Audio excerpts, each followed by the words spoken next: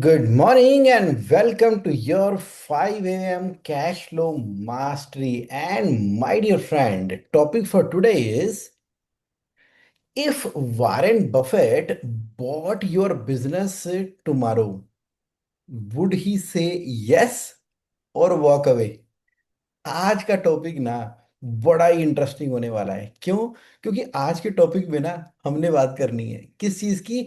अगर मान लीजिए वारेन बफेट साहब को आपका बिजनेस खरीदना हो, वो आएंगे आपके कॉन्फ्रेंस रूम में और बैठेंगे और बात करेंगे। चलो जी, नंबर्स की बात करते हैं, फाइनेंस की बात करते हैं, बिजनेस की बात करते हैं।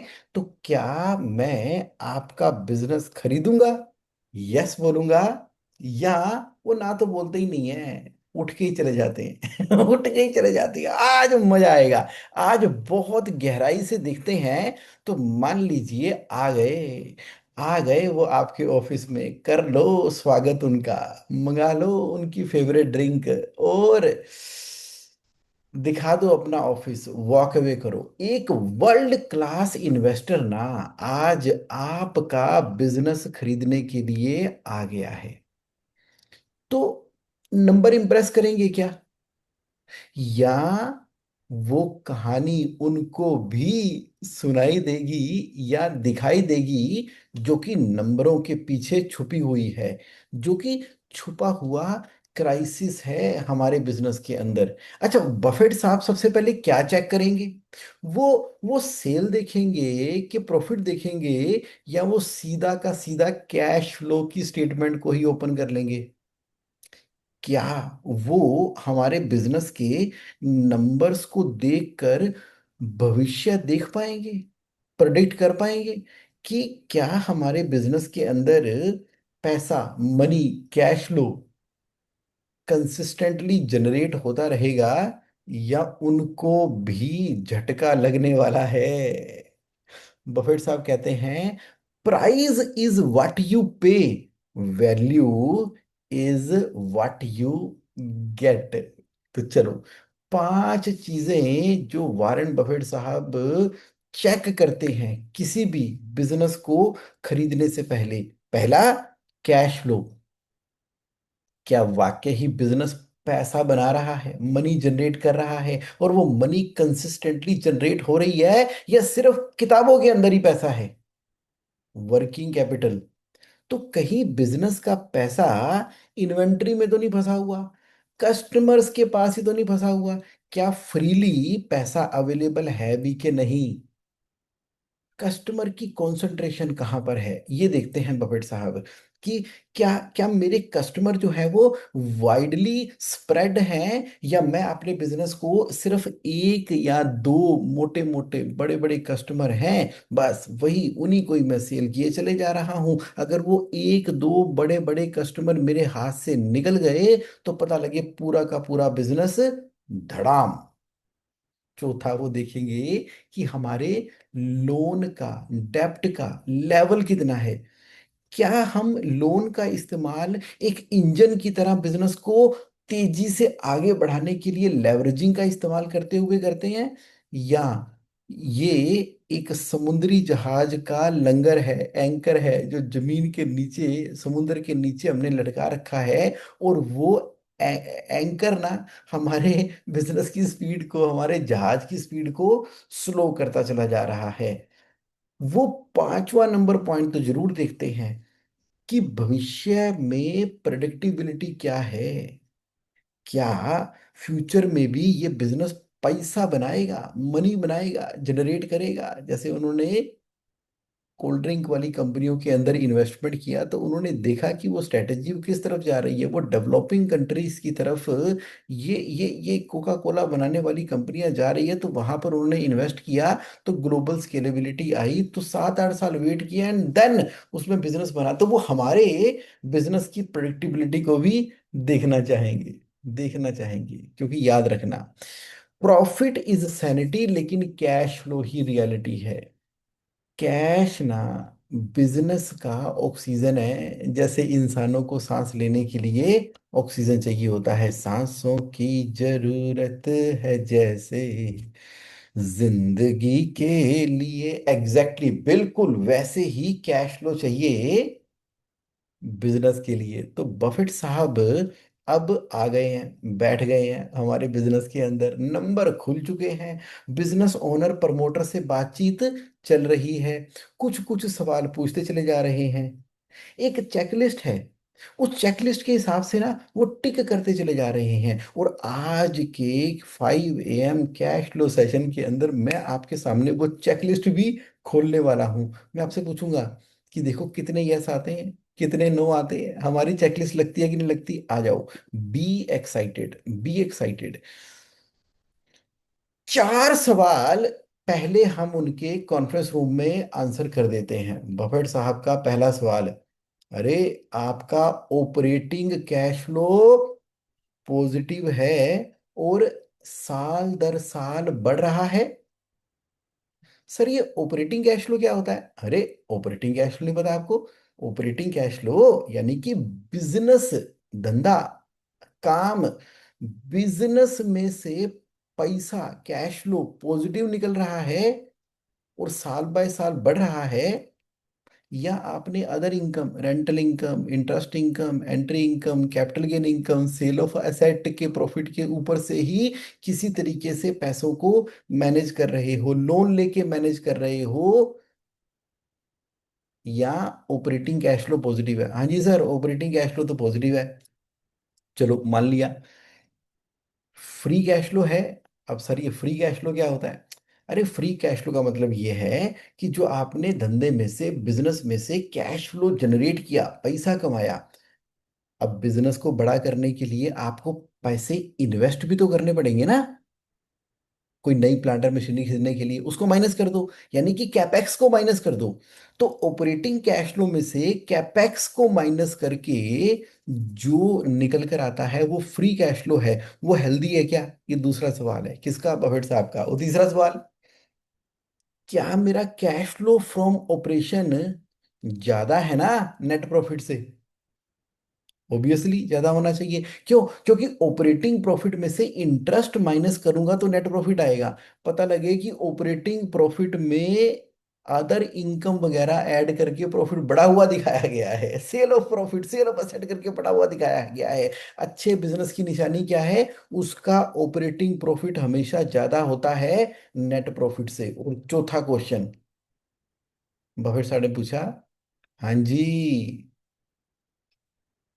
सारी की सारी लाइबिलिटियां पे करने के बावजूद भी कंपनी में बच जाएगा ना? यानी कि सॉल्वेंट कंपनी है ना हमारी, कहीं इंसॉल्वेंट कंपनी तो नहीं बन चुकी है कि हमारी लाइबिलिटियां ही हमारे एसेट से ज्यादा हो गई हैं। तो पहले दिन, पहले घंटे बफेट साहब के ये 4 सवाल हमारे बिजनेस के लिए आने वाले हैं। पता क्यों?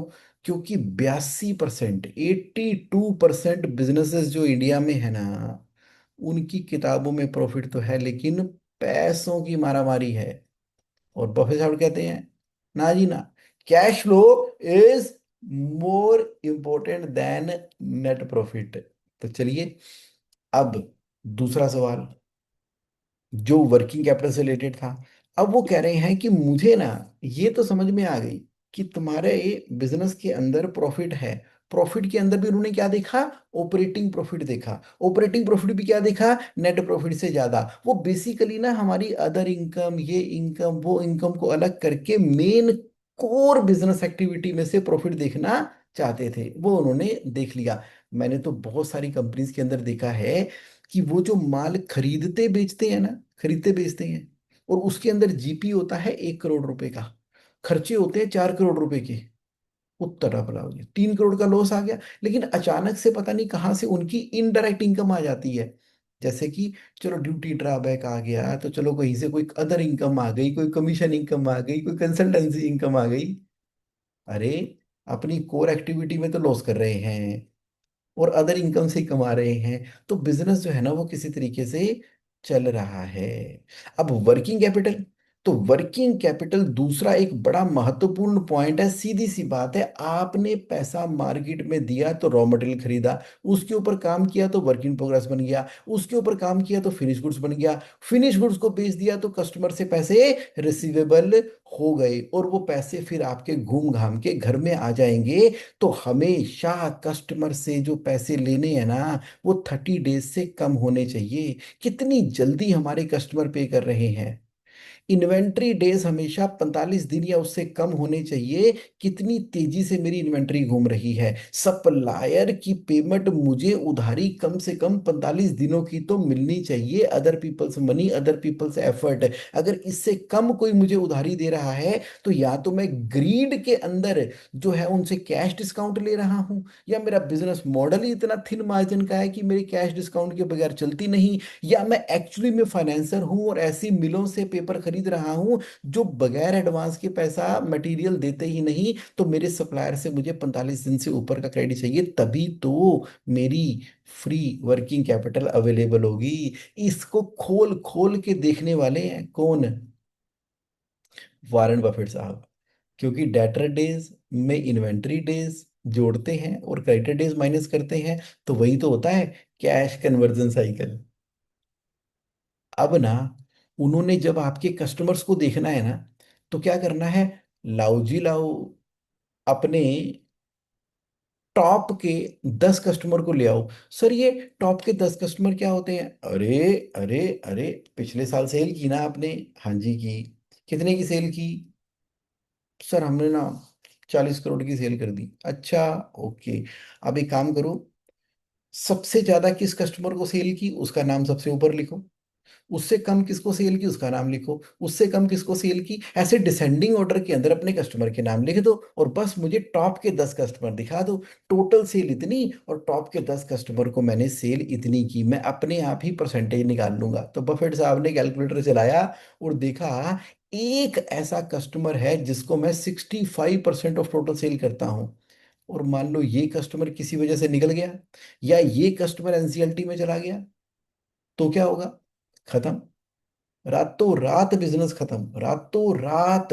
यानी कि बफेट साहब तो ये कहते हैं कि किसी भी एक सिंगल कस्टमर के साथ में जो सेल है ना, वो 20% से ज्यादा नहीं होनी चाहिए। अगर कोई एक कस्टमर आपकी टोटल सेल का 20% खरीद रहा है, तो आपका बिजनेस तो हाई रिस्क के अंदर है, क्योंकि वो निकला तो बिजनेस गया। तो फिर क्या होगा? आपको किसी भी हालत में उस बड़े कस्टमर की पेमेंट टर्म एक्सेप्ट करनी पड़ेगी ना, क्योंकि बड़ा कस्टमर क्या कहता है? मैं आपका 6 सिग्मा ऑडिट कराऊंगा जी। मैं आपके वहां पे ऑडिटर भेजूंगा जी। अच्छा, आप मुझे पूरी कॉस्टिंग शीट खोल के दे दो जी, उसके अंदर अपना अपना अपना प्रॉफिट 5% ऐड कर लो जी। आप तो जी माल बना के हमें सप्लाई किया करो, और हमारी फैक्ट्री के पास ही एक गोडाउन ले लो किराए के ऊपर, जब भी हमें माल चाहिए होता है तो आप वहीं से सप्लाई करोगे। आपको तो हम जी 45 दिनों के बाद ही पेमेंट करेंगे। अच्छा ऐसा है जी, आपको हम पूरे साल के ऑर्डर दे देते हैं, और अगर कहीं आपकी वजह से हमारी सप्लाई रुकी, और सप्लाई आपने जो मटेरियल सप्लाई किया उसका डेबिट नोट नहीं देंगे, आपका मटेरियल सप्लाई ना करने की वजह से हमारी आगे जो सप्लाई रुकी है उस पे जो नुकसान हुआ है, वो सारे के सारे पैसे हम ना आपसे रिकवर करेंगे। क्यों? क्योंकि वो एक बड़ा कस्टमर है। तो वो जैसा बोलेगा वैसे करेगा। हाँ जी, हम कहेंगे हाँ जी सर, हाँ जी सर, नहीं तो वो कहेगा नहीं तो। याद है ना संजीव कुमार? नहीं तो पानी गर्म करके लेके आओ, नहीं तो खाना जल्दी दे दो, नहीं तो आखिर में फिर संजीव की वाइफ उसको बोलती है कहती नहीं तो क्या? कहता मैं अपने आप ही कर लूंगा। ये ये पावर आपके पास कब आएगी? ये पावर आपके पास तब आएगी, बफेट साहब समझा गए हैं कि एक कस्टमर ना आपकी टोटल सेल का 20% से कम होना चाहिए। चलो, अगर 15% है तो और बढ़िया। सारे पांचों कस्टमर मिला लो, पांचों कस्टमर मिला के 50% से कम है तो और बढ़िया। और उनके साथ रिकरिंग बिजनेस होता है, वन टाइम बिजनेस नहीं होता। एक बड़ा एक्सपोर्ट का ऑर्डर आया और कर दिया, चौका छक्का मार दिया, रिकरिंग रिकरिंग बिजनेस। तो ये हमें देखना है, ये हमें देखना है। और लोन, अच्छा वाला लोन कि बुरा वाला लोन? अच्छा वाला लोन या खतरनाक लोन? तो ये जो लोन मैंने ले रखा है, अच्छे वाले बैक्टीरिया अंदर जा रहे हैं योगुर्ट वाले या बुरे वाले जा रहे हैं कोका कोला वाले। चलिए, तो ये हमारा ग्रोथ इंजन भी हो सकता है, या हमारे समुद्री जहाज से लटका हुआ वो बाहरी एंकर भी हो सकता है। सीधी सी बात है, लोन लिया था प्लांट और मशीनरी खरीदने के लिए, तो ठीक है, प्लांट और मशीनरी चलेगी तो पैसा कमा के देगी। और जो मेरी इंटरेस्ट की कॉस्ट आ रही है ना, वो कम है मेरी आरओआई से, यानी कि मेरा बिजनेस 25% की रिटर्न कमाता है कैपिटल एम्प्लॉयड पे, और मैंने लोन ले रखा है 8% पे, तो बढ़िया है। उल्टा हो गया तो नुकसान है। और मैंने जो लोन ले रखा है ना, उसकी रेशियो जो है वो 1:1 या उससे कम है। 2:1 भी नहीं चाहिए, 1:1 चाहिए। और 3-4 महीने की ईएमआई तो वैसे ही मेरा ऑपरेटिंग प्रॉफिट कवर कर लेता है। और जब मैं फिक्स्ड एसेट खरीदता हूं ना, तो फिक्स एसेट का टर्म लोन अलग होता है, ना कि मैं अपने कस्टमर के पैसे को उसके अंदर डाल देता हूँ वर्किंग कैपिटल की। खतरनाक लोन वो होता है कि यार सैलरी देनी है, लोन उठा लो, ओडी ही इस्तेमाल करनी पड़ रही है, ओडी इस्तेमाल करनी पड़ रही है, सीसी इस्तेमाल करनी पड़ती है, क्योंकि पैसा है ही नहीं, और वो भी 100% यूटिलाइज कर रहती है। खतरनाक है। लोन बढ़ता चला जा रहा है, रेवेन्यू उतना नहीं बढ़ रहा, और मंथली ईएमआई ना 40% से ज्यादा हो गई है। हमारी कमाई, मान लो लाख रुपए की कमाई है, पता लगे उसमें से 40,000 तो ईएमआई के ही चले जाते हैं। तो चलो ठीक है, 40% तक तो ठीक है, लेकिन पता लगे 70% ईएमआई में चले जाते हैं, तो बाकी क्या बचा 30%, उसमें से क्या होगा।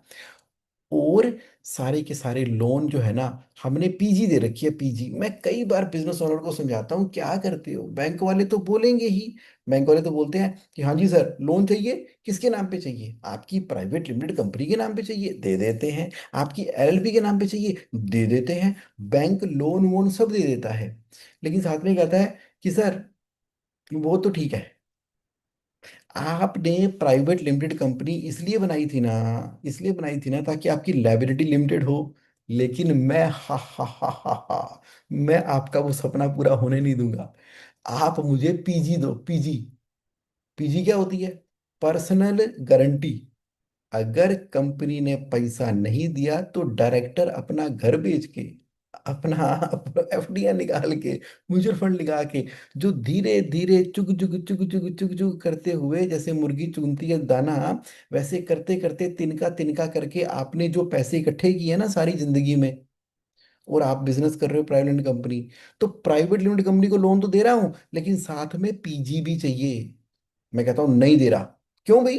भाई बिजनेस के लिए पैसा ले रहा हूं, मैं पर्सनल गारंटी क्यों दूं? बैंक कहता है कुट्टी, मैं नहीं दे रहा, जाओ, लोन ही नहीं दे रहा। हाँ चल ले। फिर उसका जो आरएम होता है, ओ कोई नहीं सर, फॉर्मेलिटी है, लोन तो वापस आपने करना ही है।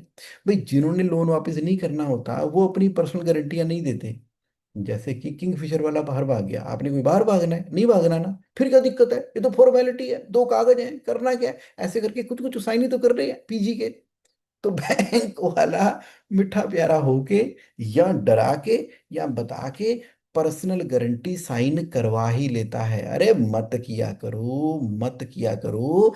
अगर कहीं पर आपने पर्सनल गारंटियां साइन कर रखी है ना, तो उल्टा बैंक को थोड़ा सा दबका के रखो, इन द सेंस कि आपकी सीसी लिमिट ना 100% यूज नहीं होनी चाहिए, आपकी सीसी लिमिट 30-40% ही यूज होनी चाहिए। और जब पैसे आते हैं तो लिमिट कई बार जीरो भी हो जानी चाहिए, फिर यूज कर ली 30-40%। ओके। और जो भी आप लोन लेते हो एसेट के अगेंस्ट में टर्म लोन लेते हो, ताकि बटा बटा करना पड़े, तो एसेट गया तो लायबिलिटी भी गई, कोई बात नहीं, खत्म है ना। ओके, बल्ले बल्ले। और वहां से बैंक को बोला कि तू ज्यादा बोला ना, पीजी दे दो, तू ज्यादा बोला ना कि ये कर देंगे वो कर देंगे, मैं चला, मैं चला, मैं चला, विक्रम तू बोला और मैं गया। तो ऐसा करके आप बैंक ट्रांसफर लो।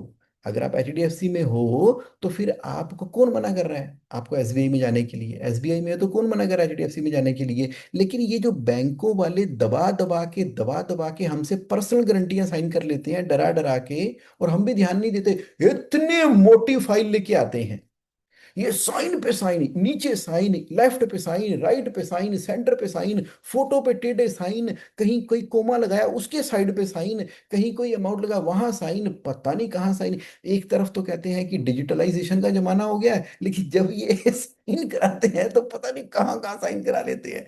क्योंकि उनको पता है एक फिल्म आई थी कारा, KARA, कारा, साउथ की फिल्म है कारा। वैसे अभी भी चल रही है, 2023 में आई थी नेटफ्लिक्स पे कारा। तो वहां पर असली सच्चाई दिखाई है कि कैसे किसानों को पहले तो ललचाया जाता है कि आप खेती करते हो तो ट्रैक्टर ले लो, ट्रैक्टर ले लो, ट्रैक्टर ले लो। और फिर ट्रैक्टर उनको दिला दिया जाता है, और ट्रैक्टर का लोन दे दिया जाता है, और ट्रैक्टर का लोन दे के और उसके बाद किस्तें शुरू हो गई। और उधर से ट्रैक्टर चलेगा तो डीजल पेट्रोल तो लगेगा ना उसके अंदर। अब डीजल के दाम इतने बढ़े हुए हैं। अब वो किसान सोचता है कि ओहो ट्रैक्टर तो ले लिया, इसको भी मेंटेन करना है, उसके बाद इसमें डीजल भी डलवाना है, ये तो बड़ा महंगा पड़ रहा है। तो फिर वो एक आधी EMI बाउंस हो जाती है, तो उसके बाद किस तरह से वो कब्जा करते हैं उनकी जमीनों के ऊपर। तो वो बड़ी इंटरेस्टिंग फिल्म है KARA, कारा। तो क्या होता है, लोन देने के टाइम के ऊपर चेहरा अलग, मीठा प्यारा, और रिकवरी के टाइम पे लोन अलग, और वहां से सोने पे सुहागा। अगर हमने PG दे रखी है, आ loan backed by personal guarantee, कोशिश किया करो पर्सनल गारंटी ना देनी पड़े। आप कह रहे जुगमन क्या तुम थियोरिटिकल बातें कर रहे हो, बगैर PG के बैंक मना ही कर देता है। नेगोशिएट तो करो, नेगोशिएट तो करो, चलो बात तो करो, मेरे से बात करना। बफेट साहब देखेंगे कि आपने कितनी पीजियां दे रखी हैं, देखेंगे वो, उठ के चले जाएंगे, डेंजर डेप्ट बोलेंगे वो। डेंजर डेप्ट की डेफिनेशन में आती है पर्सनल गारंटियां। बिजनेस कर रहे हो, जिंदगी को क्यों लगा रखा है बिजनेस के नीचे? जिंदगी अलग है, बिजनेस अलग है, बिजनेस तो ऊपर नीचे होता रहता है। चलिए आगे बढ़ते हैं। अब चेकलिस्ट पे चलें कि क्या वो आपके कैश फ्लो को प्रेडिक्ट कर पाएंगे कि नहीं कर पाएंगे। तो 5 यस या नो, 5 यस या नो। हर एक यस का मतलब 20 पॉइंट, हर एक नो का मतलब 0 point. Yes no, yes no, yes no, yes no, yes no. तो क्या आपके कैश फ्लो को प्रेडिक्ट किया जा सकता है? कंसिस्टेंट है, रिलायबल है? पहला सवाल। क्या आप मंथली कैश फ्लो फोरकास्ट बनाते हो?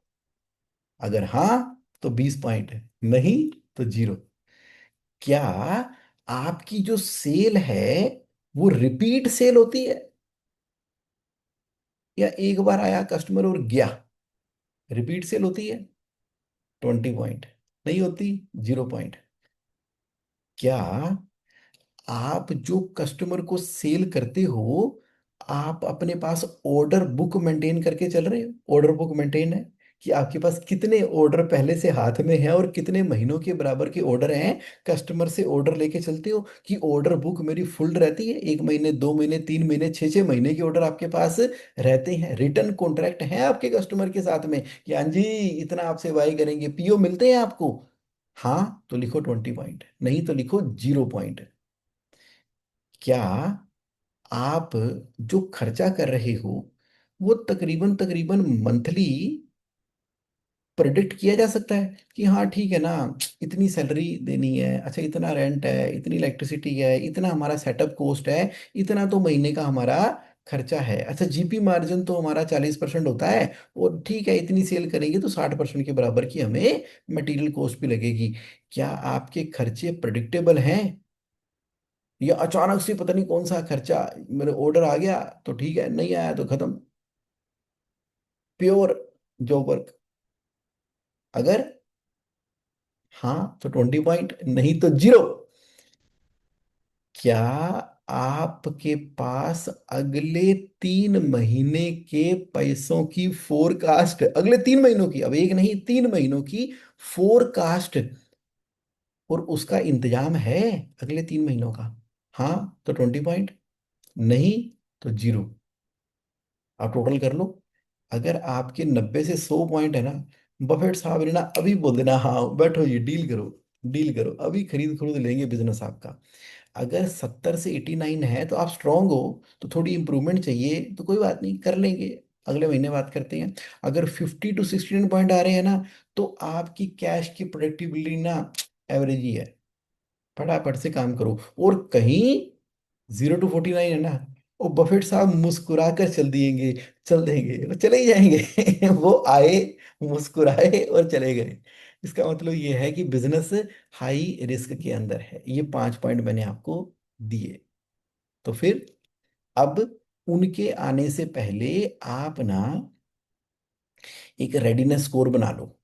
मैं आपको बफेट साहब का बेंचमार्क दे रहा हूं कि वो क्या एक्सपेक्ट कर रहे हैं। वो 43 प्लस मार्क्स एक्सपेक्ट कर रहे हैं, 43 प्लस मार्क्स एक्सपेक्ट कर रहे हैं। किसमें? इन 5 पैरामीटर के अंदर। पहला पैरामीटर क्या था? कैश फ्लो की क्वालिटी कैसी है। वो कैसे पता लगता है? हमारा ऑपरेटिंग कैश फ्लो, यानी कि धंधे से कमाया गया पैसा, ऑपरेटिंग प्रॉफिट, वो नेट प्रॉफिट से ज्यादा है। आपके केस में ऐसा है क्या? 1/10 है कि 2/10 है कि 3/10 है कि 4/10 है? बफे साहब नो एक्सपेक्ट कर रहे हैं। अच्छा, वर्किंग कैपिटल, आपका कैश कन्वर्जन साइकिल 60 दिनों से कम है, यानी कि डेटर डेज जमा inventory days minus creditor days 60 दिनों से कम होना चाहिए। आपका कितना है? नंबर दे दो। कस्टमर 15% से ज्यादा रेवेन्यू वाला तो कोई भी सिंगल कस्टमर नहीं है ना? है आपके? नंबर दे दो। आपकी डेप्ट इक्विटी रेशियो 1:1 है।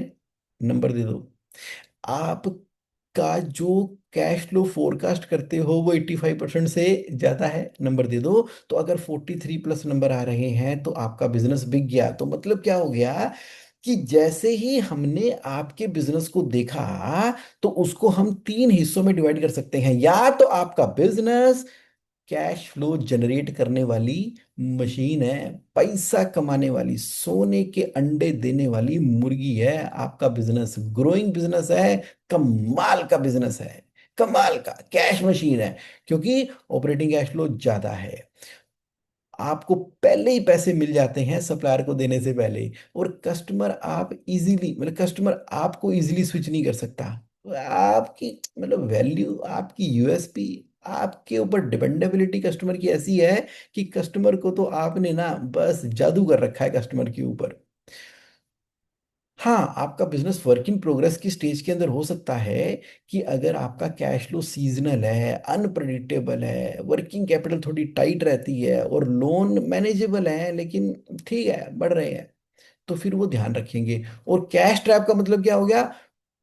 प्रॉफिट तो है किताबों में लेकिन बैंक खाली, कस्टमर के डेटर डेज बहुत ज्यादा, पैसा फंसा हुआ है इन्वेंट्री में। ओनर ही बिजनेस है, ओनर ही बिजनेस है। ओनर है तो बिजनेस है, ओनर नहीं तो बिजनेस नहीं, ओनर है तो बिजनेस है, ओनर नहीं तो बिजनेस नहीं, कोई सिस्टम ही नहीं है। तो ये कैश ट्रैप है। तो बफेट साहब उठेंगे और चले जाएंगे। तो अब आपको ना चेक करना है कि किस तरह का बिजनेस आप रन कर रहे हो। ऑनेस्टली, ऑनेस्टली देख लो, आपका बिजनेस कैश मशीन है क्या? नहीं है तो बनाओ। आप अभी वर्क इन प्रोग्रेस में लगे हुए हो क्या? मेहनत करो, बढ़ो, कैश मशीन बनो। और कैश ट्रैप में फंसे हो क्या? निकलो बाहर, निकलो बाहर, क्योंकि बफेट साहब तो निकल गए। किस तरह से बने? मैं आपको बता रहा हूं ना। वो 21 के 21 फाइनेंशियल कंट्रोल, फाइनेंशियल कंट्रोल लगने हैं आपके बिजनेस में, लगने हैं। आपके बिजनेस में 1x नहीं, 2x नहीं, 3x इंप्रूवमेंट होनी है, 3 गुना। और 12 हफ्तों में निपटा डालेंगे हम काम FC 21 के अंदर। तो बफेट साहब वाली ऑडिट लिस्ट चाहिए? तो आज ही ये कर लो। क्या करना है आपने? अपना कैश कन्वर्जन साइकिल कैलकुलेट कर लो, ऑपरेटिंग प्रॉफिट चेक करो कि कितना है नेट प्रॉफिट के मुकाबले। अभी 9 बजे से पहले पहले ही कर लेना, सुबह सुबह, क्योंकि मैं बताता हूँ ना 4 से 9 के अंदर ही सारे काम निपट जाते हैं। हेल्थ भी, वेल्थ भी, वॉकिंग भी, टॉकिंग भी, योगा भी, मेडिटेशन भी, कैश फ्लो का ज्ञान भी, और आपकी डायरी राइटिंग भी, जर्नलिंग भी। 4 से लेके 9 बजे के बीच में जिंदगी कंप्लीट हो जाती है। 9 बजे के बाद तो पब्लिक की दुनिया है, लोगों ने बात करनी है आपसे, सारी दुनिया जाग जाएगी, आपसे काम करेगी। 9 बजे से लेके जब तक आपका मन करे, 5 बजे, 6 बजे, 7 बजे, 8 बजे, जब तक मन करे काम करो। 9 बजे से लेके रात तक दुनिया दुनिया की, और सुबह 4 बजे से लेके 9 बजे तक दुनिया आपकी। तो आज ही निपटा देना, देख लेना। नहीं तो कल सुबह तक निपटा दो, आज अकाउंटेंट को बोल देना। कि मेरे टॉप कस्टमर का परसेंटेज वाइज रेवेन्यू कितना है, मेरी डेप्ट इक्विटी रेशियो कितनी है, और क्या मेरे पास 30 दिनों के बराबर का फोरकास्ट अवेलेबल है कि नहीं है। 1 2 3 4 5, ये 5 काम आपने कर देने हैं। The business schools reward difficult complex behavior more than simple behavior, but simple behavior is more effective। Warren Buffett. आपको ना 1000 करोड़ रुपए से बड़ा कोई इन्वेस्टर नहीं चाहिए आपके बिजनेस को इंप्रूव करने के लिए ना। बफेट साहब नहीं चाहिए। आपका काम तो जगमोहन से ही हो जाएगा, आपका काम तो FC 21 से ही हो जाएगा। लगा दो लगा दो लगा दो, सारे कंट्रोल लगा दो। तो अब आपके बिजनेस को जब हम बफेट साहब की आंखों से देख रहे हैं, तो कर दो तैयार, कैश मशीन बना दो, ताकि आपके बिजनेस के ऊपर गर्व हो, गर्व। चलिए समय हो गया 30 मिनट का। Thank you so much for your participation. तो मुझे बड़ी जल्दी से बताओ कि कैसा लगा आज का सेशन। मैंने थोड़ा सा ना ट्विस्ट किया बताने के तरीके के अंदर, थोड़ा इंटरेस्टिंग बनाने की कोशिश की। मैंने कहा कि चलो थोड़ा इंटरेस्टिंग का एक्सपेरिमेंट करके देखता हूँ, और देखता हूँ 5 AM cash flow mastery community को कैसा लगता है। अच्छा लगा, पसंद आया, ऐसी मेहनत और करूं?